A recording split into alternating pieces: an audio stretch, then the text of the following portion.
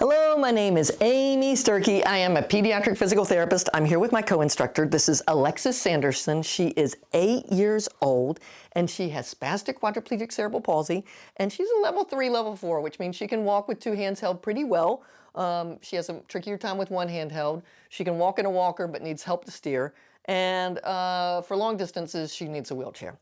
One of the things we work on is trying to be able to take 1 or 2, sometimes 3 steps independently. We're here with her grandmother, Sonia, and I have to have an extra person to do this one. So I'm going to get her standing up. We're going to see if I can get Alexis. I'm going to help down low on her hips and see if I can get her to take 1 or 2 steps forward. Are you ready? Here we go. Let's stand on up. Whoop. Come on over here, sweet pea. Come over here. Yep. All right, Alexis. All right, you got to get your balance. All right, Alexis. All right, you got to stand. You got to stand up. Stand up, sweetie. Stand up. All right, you're going to take a. Hold on, just a second. All right, you're going to go walk to Gigi. You ready? You got to stand up. All right, you ready? We're going to go 1, 2. Got to stand up.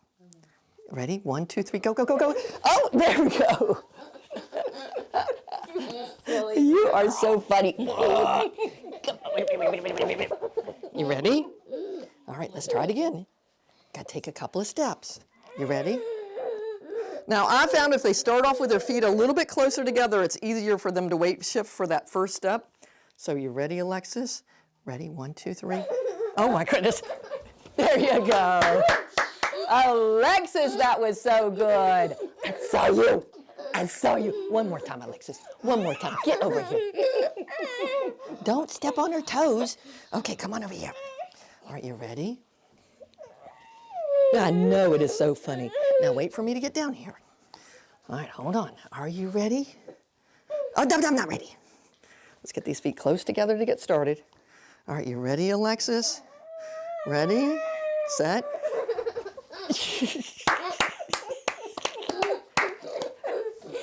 You are so funny.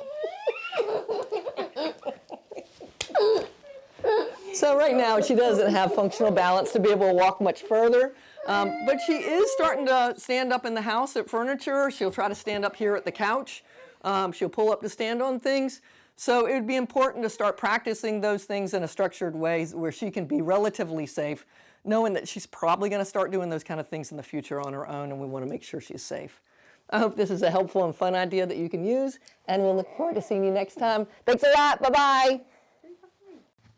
If you liked this video and would like to be notified by email when the next video comes out, click the subscribe button here and click the golden bell icon and ensure notifications are enabled on your account.